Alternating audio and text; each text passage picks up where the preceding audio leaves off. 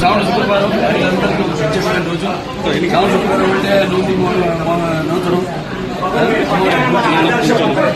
అలాగే ఈరోజు నిన్న స్వాతంత్ర దినోత్సవం రోజు అక్కడ మా బసవతారక ఎండోమెట్రిక్ క్యాన్సర్ హాస్పిటల్ ఏదైతే అమ్మగారి పేరుతో ఉందో అండ్ రీసెర్చ్ ఇన్స్టిట్యూట్ హైదరాబాద్లో మేము అక్కడ జెండా ఎగురవేయడం జరిగింది.